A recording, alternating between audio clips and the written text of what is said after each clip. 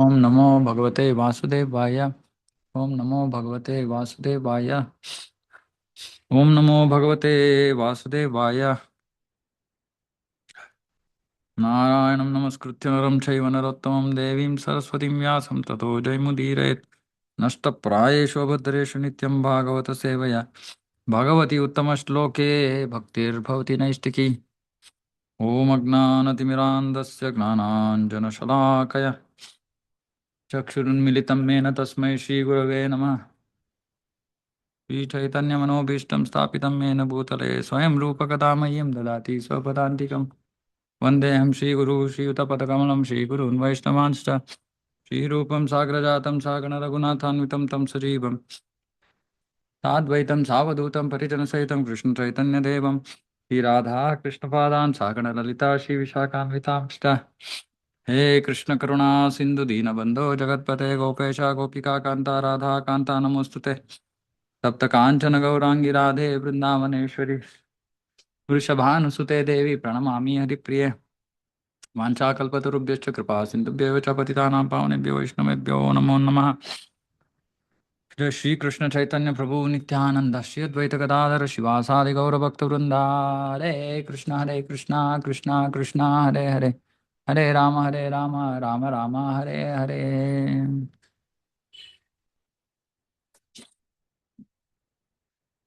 Reading from Srimad Bhagavatam, Canto 9, Chapter 4, Verse 27. गृहेषु दारेषु सुतेषु बन्धुषु द्विपोत्तम Syandan वाजिवस्तुषु अक्षय्यरत्नाभरणाम्बरादिष्व अनन्तकोशेष्वकरोद् असन्मतिन्. Maharaja Ambarīṣa gave up all attachment to household affairs, wives, not one wife, wives, children, friends and relatives, to the best of powerful elephants, to beautiful chariots, carts, horses, inexhaustible jewels, ornaments, garments, and an inexhaustible treasury. He gave up attachment to all of them, regarding them as temporary and material. He gave up attachment. He did not give them up. This is Yukta Vairagya. Meaning no material attachment. Whatever is given by Krishna to be used in his service. Anasaktasya vishayan yatarham upajunjataha.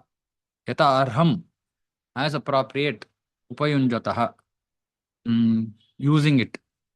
And with anasaktasya, no asakti. Material possessions can be accepted as far as they can be used in devotional service.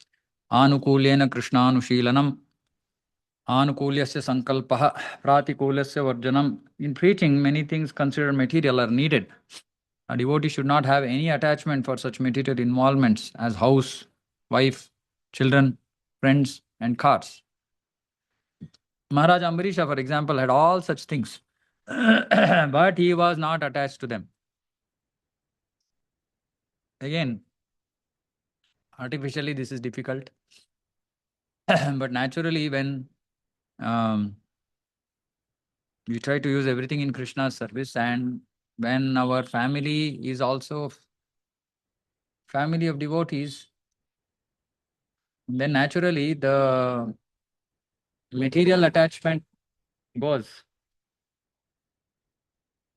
Of course, the this attachment, it takes different amount of time for different people, but it will go, provided we stick to the principles, meaning provided we don't try to get attached, meaning we don't try to intentionally become attached.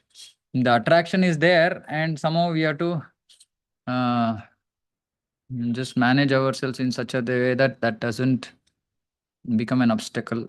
And slowly, steadily, by sadhana, seva, Vaishnava seva, Guru seva, we will get the spiritual strength to overcome these things.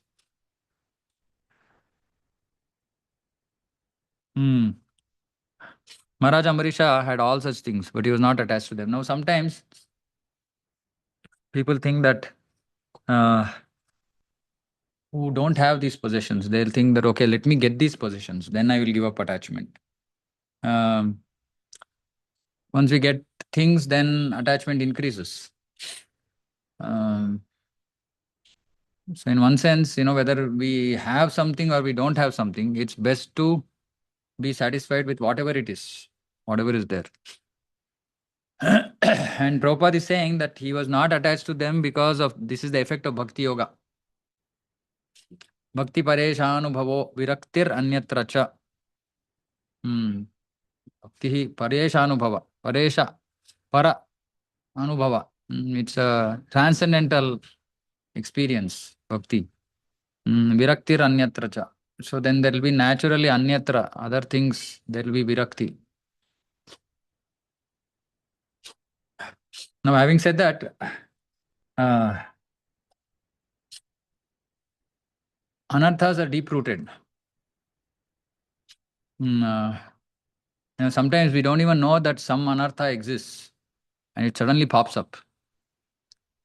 So we should not think that I'm above all this, that I'm above all this material attraction and, that is why Prabhupada used to say always be afraid of Maya. Maya means material attachment. So we have to be afraid of material attachment. And whenever we come across such situations, we have to take shelter of Krishna and somehow figure out a way to come out of it. Fortunate are those souls who have already crossed these stages in their life. Their life meaning not this life alone, previous lives, and they've come, they have more natural detachment to material things without effort. And it might seem that others' attachments might seem like trivial, meaning you might feel like, oh, no, why this person is so attached? But we should understand that it's a multiple life journey, coming to stage of maturity in Krishna consciousness, being detached from material things. So we should keep trying. We should not get discouraged. We should not get frustrated. Just keep trying. Pray for mercy. Do all the right things. And over a period of time, all these things will go. That assurance is there. Krishna is saying, Acharyas have said. So it will happen, but we have to be careful that we don't indulge. Prabhupada used this word indulge. Don't indulge in sense gratification, meaning we don't willingly engage in these activities. One who is advanced in devotional service has no attachment for material things, for sense enjoyment. But for preaching, to spread the glories of the Lord, he accepts such things without attachment.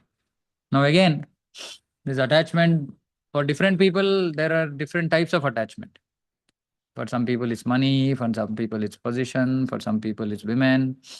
Na dhanam, na janam, na sundarim. That is why Chaitanya Mahaprabhu says, na dhanam, na janam, na sundarim. It could be dhana, it could be jana, means followers, or it could be sundari, beautiful.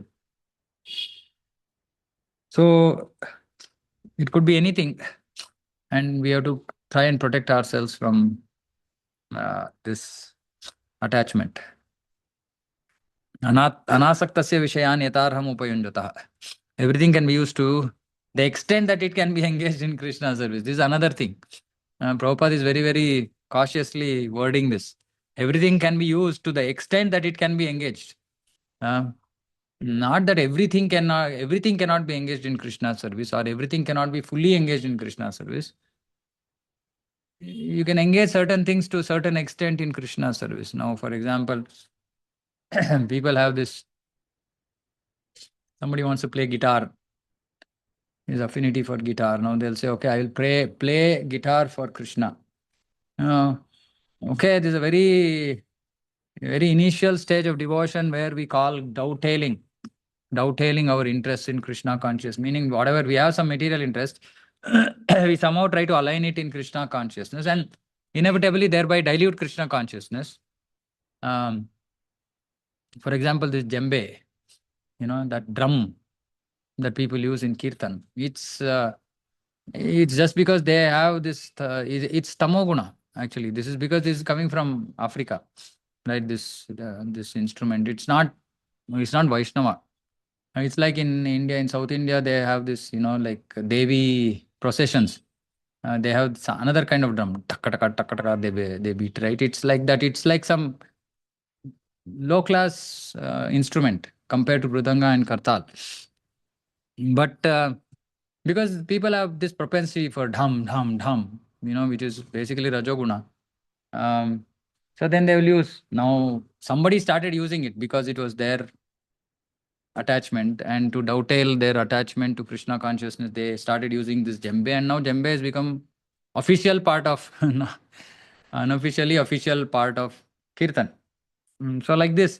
So what happens is it ends up diluting. So which is why preachers have to be very careful in engaging deviations, in allowing deviations to happen, because many preachers are of the opinion saying that no, no, no, if we don't allow them, then they'll go away from Krishna consciousness. Maybe they'll not. Maybe they'll go. We don't know. But we actually don't have the right to just keep adjusting everything, calling it time, place, circumstance, because we are not acharyas. Only acharyas can do this time, place, circumstance business. So there is a limit to which things can be engaged in Krishna service. We have to understand this, and we should not cross the limit. Hmm. Yeah, so there are certain things which cannot be used at all in Krishna service. Like for example, drugs. No, we can't use drugs in Krishna service, right? So obviously then they have to be rejected. Mm, but there are some things that can be used to certain extent in Krishna service, not that everything. So primarily those things which are sattvic have some use in Krishna service. Those which are rajasic, tamasic, mostly rajasic will have some use. Tamasic mostly will not have any use in Krishna service. So we have to be careful. Like this, I remember that Hindi song, Hare Krishna, Hare Ram, Dhamma Rodam. Right. So this is like that, thinking that, people in West who came into Krishna conscious, they were hippies, so they were using drugs, and then they were chanting Hare Krishna. So you can do them, you can take whatever you want and you can chant Hare Krishna. Now, these kind of things, they are just, stretching it too far just for their. Of course, at the end of the day, many people chanted Hare Krishna, Hare Ram, right? Which is the only benefit from such nonsense. But organized nonsense should not be allowed. Organized nonsense. Uh, so yeah, in our center we don't have djembe. We have kartal, we have bumper, and we have pritanga. That's all, and we have tal, whatever that's called, traditional stuff. 28. Tasma adad dharis chakram pratyanika bhayavaham ekanta bhakti bhavena prito bhakta bhirakshanam. Being very pleased by the unalloyed devotion of Maharaja Ambarīṣa, the Supreme Personality of Godhead gave the king his disc, which is fearful to enemies, and which always protects the devotees from enemies and adversities. And this is true not just for Ambarīṣa Mahārāja. This is true of any unalloyed devotee.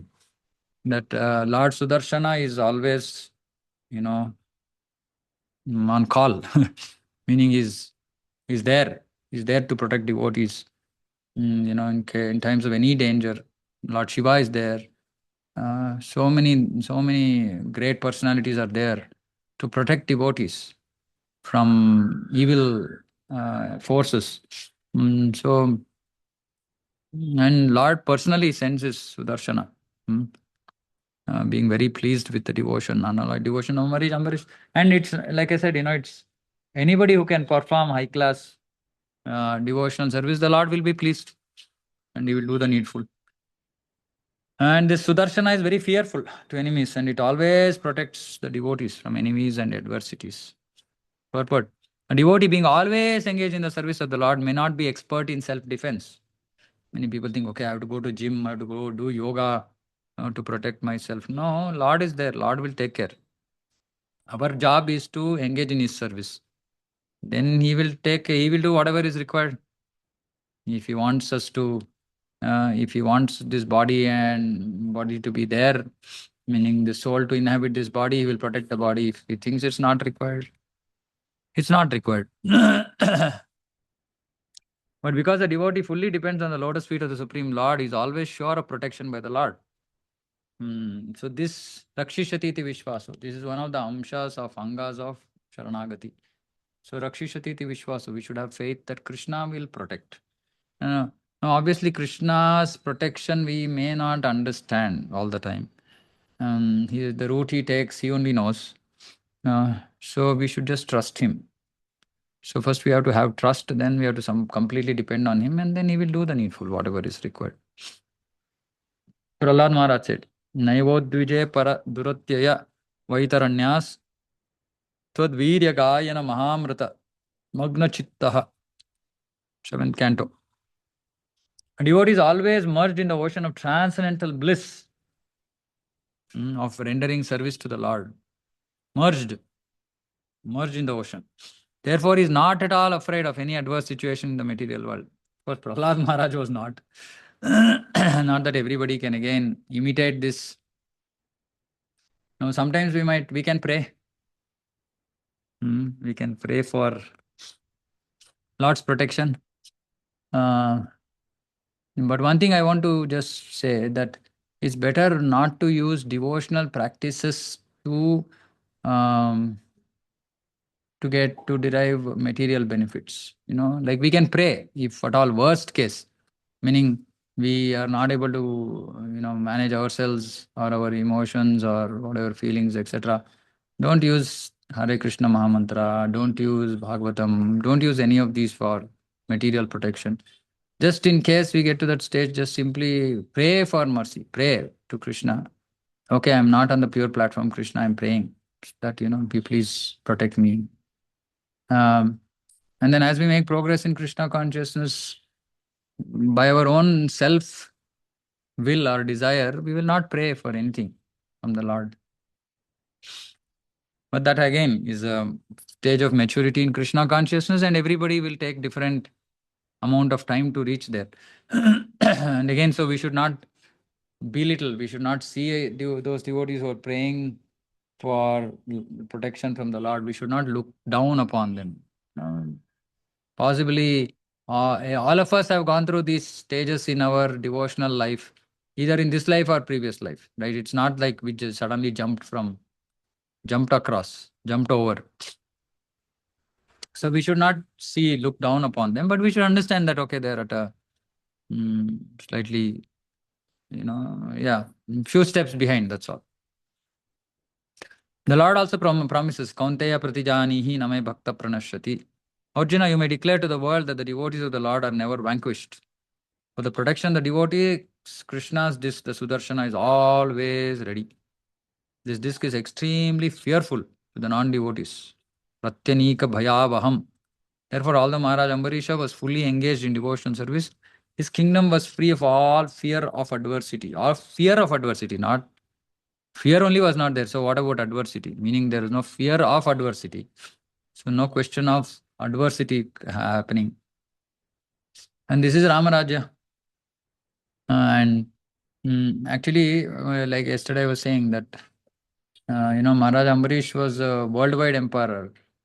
And for us, whatever he was able to do in his kingdom is something that we should do first in the extent of our body, then our family, our activities, our circle. Have faith in Krishna, don't have fear in adversity. Whatever we are seeing as applicable to his kingdom can also be applicable to our body as a possession to our family, etc., etc. Right? So we can apply the same principles that Maharaj Ambarīṣa was applying. So Rakshishati iti Vishwasu. And always remember, Lord protects. Lord protects.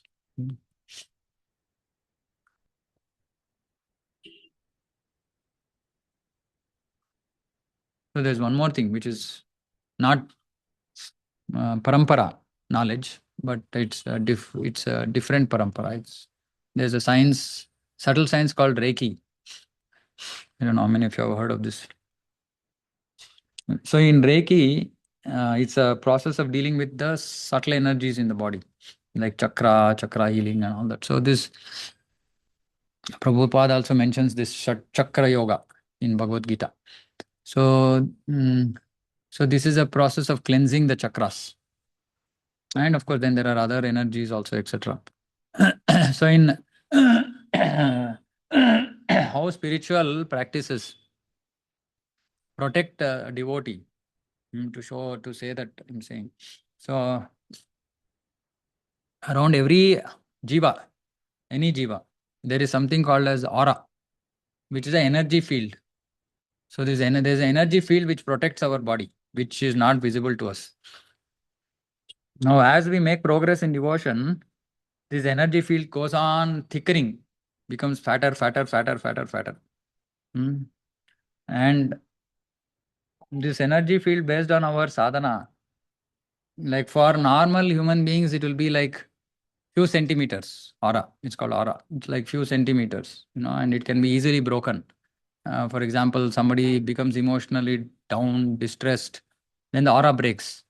When the aura breaks, then there are different kinds of attacks that can happen of negative energies and whatever tantra, this, that, and all that will work on an individual only when this aura breaks. Till the aura is intact, nothing can touch the jiva. For spiritually advanced jiva souls, what happens is this aura becomes like few meters thick, like it becomes very thick.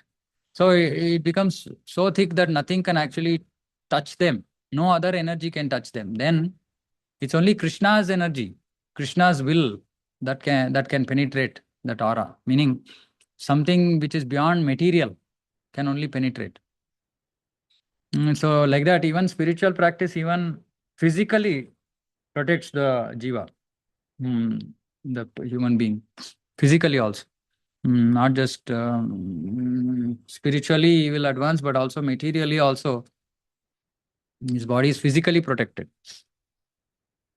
So there are a lot of things. I mean, not, like I said, it's not like Bhagavata Parampara or our Gauriya Parampara, but it's some other science.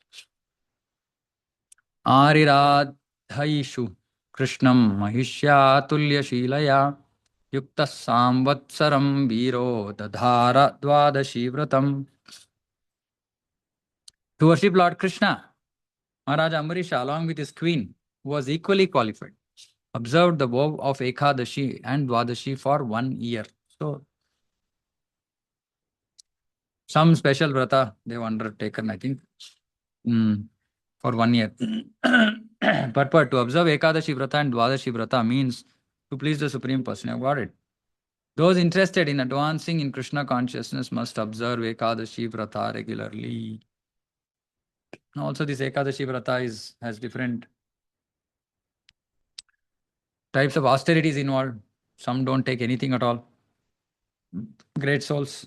Then some take only water. Still great souls. Some take fruits. Some others take some non-grain food. And many people who are not devotees don't follow Ekadashi. But actually, Shastra says that one who doesn't follow Ekadashi goes to hell. So Ekadashi at least is a very basic requirement for everybody, even if they are not devotee. But people don't care about it. But those interested in advancing in Krishna consciousness must observe Ekadashi. So our goal also should be, if we are eating 3 times, then we try to reduce 2 times, then 1 time, gradually, so that the body gets acclimatized to it. And eventually we should come to Nirjal, right? That is the standard.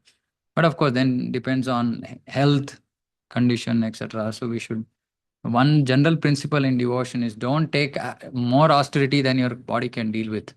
Because then you will play a T20 and then test match is gone, right? Which means that 1 day, 2 days you are alive and kicking, and then you're down for like few weeks. That's not good.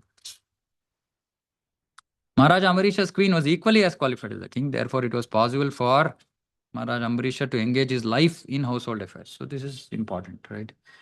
Um, uh, so because both were devotees, so they were engaged in household affairs also, but without attachment.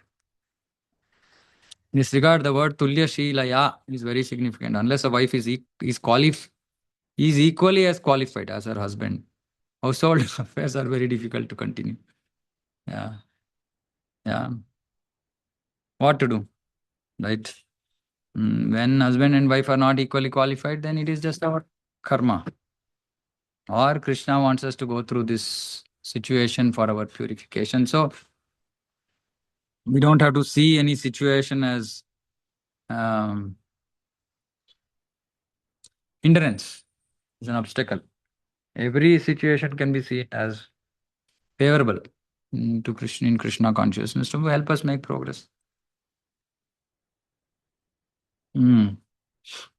Chanakya Pandit advises that a person in such a situation should immediately give up household life and become a Vanaprastha sannyasi. A person who has no mother at home and whose wife is not agreeable with him should immediately go away to the forest, Chanakya Pandit is saying. Because human life is meant for spiritual advancement only. One's wife must be helpful in this endeavor. Otherwise, there's no need of household life. Now, obviously, feminists will say, what if husband is not favorable? Which is why Prabhupada just generally is, we can't, it's very difficult to explain to feminists. So he just said, okay, everybody just no divorce, just stick to marriage, however easy or difficult it is. And it is the means for purification. Now, unless somebody is like super advanced, like super advanced means if they're super advanced, they don't even bother about their material life or husband or wife or whatever, right? I mean, they'll just go on. Like Bhagavad Gita says, for such a person, there's no reason to do his duty, not to not do his duty. Meaning he'll just go on because his focus is devotion. So it's better in all cases and to just take out the thought process of divorce from our heads and just go on. Whatever is there is there. Will of the Supreme Lord, we are in the such situations and we'll take care of it. We'll go through it and try to advance spiritually as much as possible. But yeah, definitely, clearly, one's wife must be helpful in this endeavor. Of course, because also whether feminism or non-feminism, the point that wife directly gets 50% of the husband's progress is don't get married. Okay, so he's a he's a colossal loss. You do so much, put so much effort, and then gone. So obviously, freely getting so much, at least there should be something in this return. At least be helpful. Otherwise, there's no need of household life. Chanakya Pandit is saying.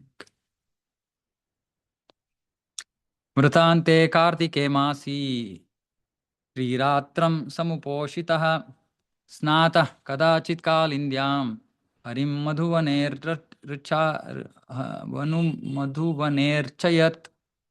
In the month of Kartika, after observing that vow for 1 year, after observing a fast for 3 nights, vow for 1 year, then after observing a fast for 3 nights. Oh, okay. And after bathing in the Yamuna, Maharaj Ambarish worshipped the Supreme Personality Godhead Hari in Madhuvana.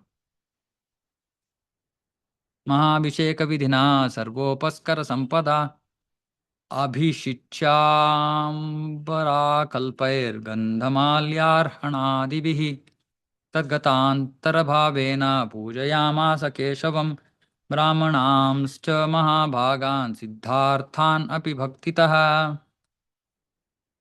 Following the regulative principles of Maha-Abhisheka, Maharaj Ambarish performed the bathing ceremony for the deity of Lord Krishna with all paraphernalia. And then he dressed the deity with fine clothing, ornaments, fragrant flower garlands. Where do we get fragrant flower garlands? Nowadays, even paneer rose doesn't smell. So horrible it is. And other paraphernalia for worship of the Lord. With attention and devotion, he worshipped Krishna and all the greatly fortunate Brahmanas who were free from material desires. So we should also worship greatly fortunate Brahmanas, not every Brahmana. Most Brahmanas are Brahmanas in name only. Great Brahmanas are those who are free from material desires. And of course, Vaishnavas. And one should worship with attention and devotion. Very important. Gavam Rukma Vishaninaam Rupyangi Greenam Suvasasam Payah Payah Shila Vayorupa Vatsopaskara Sampadam Prahinot Sadhu Viprebhyo Greshu Nyarbudani Shat Bhojayitva Dvijanagre Swadvannam Gunavatamam Labdhakameranugnaatah Paranayopachakrame Tasya tar Hyatitihi Saksha Durvasa. It's not Durvasa. Maybe we say Durvasa. It's Durvasa. Durvasa Bhagavana Bhoot. Durvasa Muni, not Durvasa. Thereafter, Maharaj Ambarīṣa satisfied all the guests who arrived at his house, especially the Brahmanas. He gave in charity 60 crores of cows, whose horns were covered with gold plate and whose hooves were covered with silver plate. All the cows were well decorated with garments and had full milk bags. They were mild-natured, young and beautiful.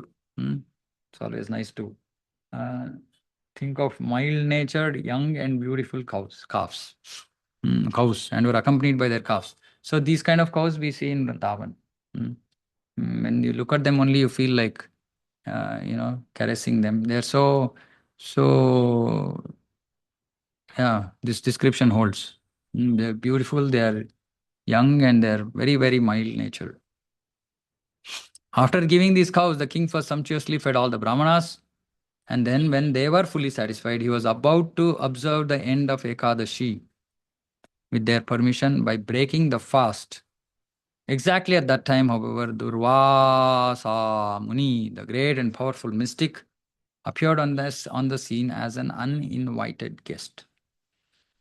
Invited guest or uninvited guest? Guest is a guest. So guest has to be honored.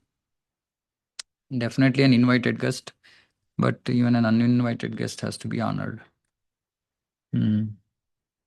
So he had done 1 year vrata, the following Ekadashi and Dwadashi. Now for the last Ekadashi, which fell on Kartik, so he has done 3 days fasting, and then ending on Ekadashi, and now on Dwadashi he's wanting to break his fast, and before that he is sumptuously fed all the Brahmanas, and he was just about to break his fast, because obviously Brahmanas would have also eaten in Parana time only. So he served all the Brahmanas, and then so obviously the Parana time would have come close to ending. So he has very less time to break his own fast. At that time, exactly, Durvasa Muni comes.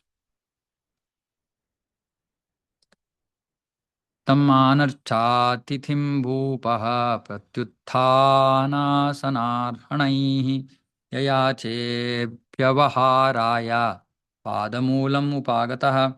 After standing up to receive Durvasa Muni, King Ambarīṣa offered him a seat and paraphernalia of worship. Then sitting at his feet, the king requested the great sage to eat. See, it's so nice actually. Just imagine, ourselves in this situation, 10 minutes is there for Parana, somebody comes, we'll just try to escape, right? Someone go put one, one dana of something, grain and come. But see, this is high class Vaishnava behavior. Which is why, Vaishnava etiquette includes Sadharana Dharma, Samanya Dharma. Now, unfortunately, in ISKCON, the Samanya Dharma is not given too much importance at all, right? Like, it says, no, it's not for us. Ambarīṣa Mahārāja could also say, Durvasa Muni is not a devotee. I'm a devotee. I can do whatever I want. No, but he is following Samanya Dharma. Right? So it's very, very important for us to note. We suddenly don't become above all these things by just becoming a devotee. And of course, we're not even as exalted as Maharaj Ambarīṣa. Forget about. So when he himself is not transgressing Varnashrama principles, how can we do? But yeah, who cares? So see, he is, so nicely he's welcomed him with the appropriate paraphernalia, sitting at his feet and requesting him to honor food, prasadam. Pratinandyasatam yancha yachnam kartum avashyakam gatah nimam majja brihadhyayan dhyayan kalindi salile shubhe. Durvasa Muni gladly accepted the request of Maharaj Ambarīṣ, but to perform the regulative ritualistic ceremonies, he went to the river Yamuna. There he dipped into the water of the auspicious Yamuna and meditated upon the impersonal Brahman. So he obviously was not a devotee, he was Gyani. Now see, Ambarīṣa Mahārāja could have also told Durvasa Muni, saying that there's only like so much time left. Please finish your bath and come fast. I want to serve you and then I have to take prasadam. I have to break my 1 year. He has not said anything, right? He's just left it to Krishna. Said, okay, please you go and come respectfully. Not that I can put some pressure on a more exalted personality. That's what Ambarīṣa Mahārāja, how can I put impose my constraints on him? So I will leave it to him to do at his leisure. Very, very difficult. Murtha adha avasishtayam dvadashyam मुहूर्त अर्ध अवशिष्टायां द्वादश्यां प्रापारणं प्रति चिन्तयामास धर्मग्नो द्विजयस्तद्धर्म संकटे धर्म संकट. So he was in a precarious condition with respect to dharma. In the meantime, only a muhurta. Muhurta means 28 minutes or 24 minutes. 24 minutes. I can't remember. Something like that. Only a muhurta of the Dwadashi day was left on which to break the fast. Consequently, it was imperative that the fast be broken immediately. In this dangerous situation, the king consulted learned Brahmanas. Brahmanatikrame dosho dvadashyam yaddaparane yatkritva sadhame bhuyad dharmo va namam sprishet ambasa kevalenatha karishye vrataparanam ahurabhakshanam viprahyas Shashitam Nashitam Chatat. The king said, he consulted Brahmanas, and finally he only decided, looks like, to transgress the laws of respectful behavior toward the Brahmanas is certainly a great offense. On the other hand, if one does not observe the breaking of the fast within the time of Dvadashi, there is a flaw in one's observance of the vow. Therefore, O Brahmanas, if you think that it will be auspicious and not irreligious, I shall break the fast by drinking water. So looks like they were not able to come up with solution. And so he says, finally, what do you think? Should I just break the fast by drinking water? In this way, after consulting with the Brahmanas, the king reached this decision. For according to Brahminical opinion, drinking water may be accepted as eating and also as not eating. So Prabhupada is explaining.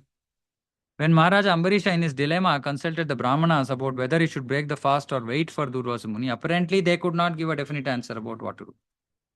A Vaishnava, however, is the most intelligent personality. Therefore, Maharaja Ambarīṣa himself decided in the presence of the Brahmanas that he would drink a little water, for this would confirm that the fast was broken, but would not transgress the laws for receiving a Brahmana.